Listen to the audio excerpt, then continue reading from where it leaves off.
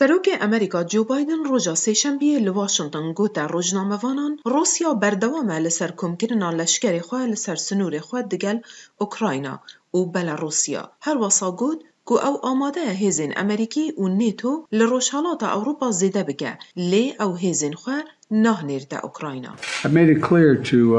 من برێژە سەرۆک پوتین رازەلال کریە کو ئەگەر ئەو دەرباسی ئوکراینە بە دێ ئەنجامên تند هەبن. د ناو د جی جزایên abûriyên giran û her wiha ez pêgirim ku hebûna xwe û hebûna NATOyê bihêz bikim li eniya rojhilat li Polanda û Romanya û cihên din.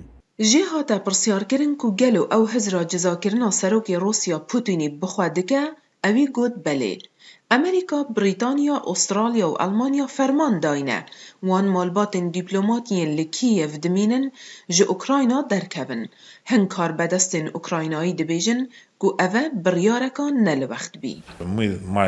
Pêwîst e em îro aram bin. Dê rastî de tiştê niha li ser medya gur dibe em li ser erdê nabînin.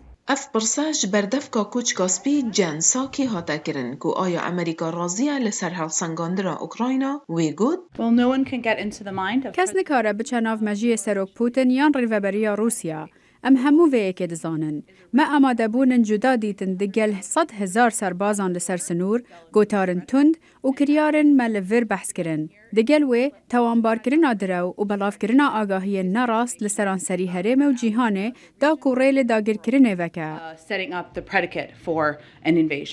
Roja duşembiyê Biden gotibû wî civîneka baş pêk aniye û Amerîka digel hevalbendên serekeyên Ewropî hevgirtiye. Şêwermendê Almanya Olaf Scholz roja sêşembiyê li Berlîn pêşwazî li serokê Fransa Emmanuel Macron kir û her du jî bi wê bawerê bûn ku ger Rûsya êrişî ser Ukraynayê bike, wê bi cizayên giran rûberû bibe. Macron got ew vê roja eynê bi Putin re bipeyive. Ev hewildanên dîplomatîk di demekê ne ku Rûsya bi berdewamî leşker û kelûpelên leşkerî dişîne Belarûsê, ku ev yek çavdêran nigeran dike.